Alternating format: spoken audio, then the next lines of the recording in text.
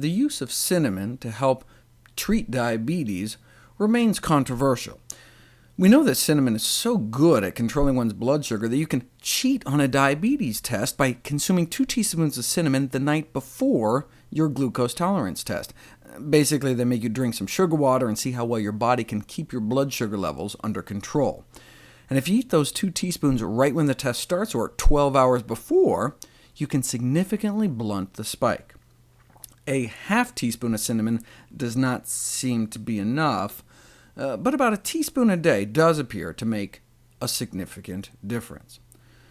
A review of the best studies done to date found that the intake of cinnamon by type 2 diabetics or prediabetics does lower their blood glucose significantly. So what's the controversy? Well, as I described before, cassia cinnamon, also known as Chinese cinnamon, or probably what you're getting at the store if it just says cinnamon, contains a compound called coumarin, which may be toxic to the liver in high enough doses.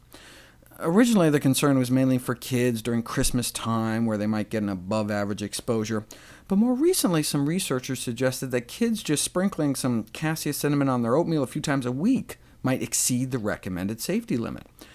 The bold values here are above the recommended upper limit. For little kids, just a quarter teaspoon of cinnamon a few times a week may be too much, and if you're eating that cinnamon-sprinkled oatmeal more than every day, even adults can bump up against the limit. So a teaspoon a day of cassia cinnamon might be too much for anyone. But look, no problem. Just switch from cassia cinnamon to Ceylon cinnamon, and you can get the benefits without the potential risks, right? Well, without the risks, yes, but we're not sure about the benefits.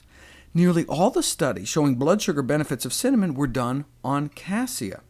We've just assumed that the same would apply for the safer cinnamon Ceylon, but only recently was it put to the test.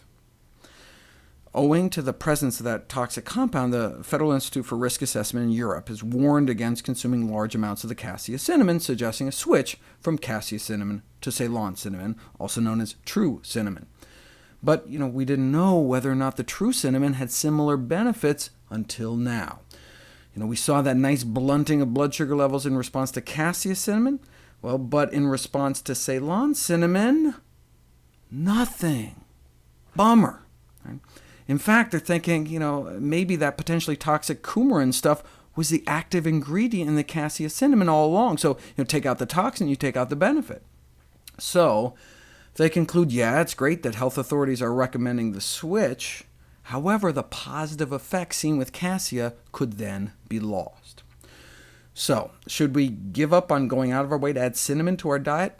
No, I think it's still a good idea to shoot for about a teaspoon of cinnamon of Ceylon cinnamon a day, since there's a bunch of other benefits linked to cinnamon besides just blood sugar control, not the least of which is its potent antioxidant content.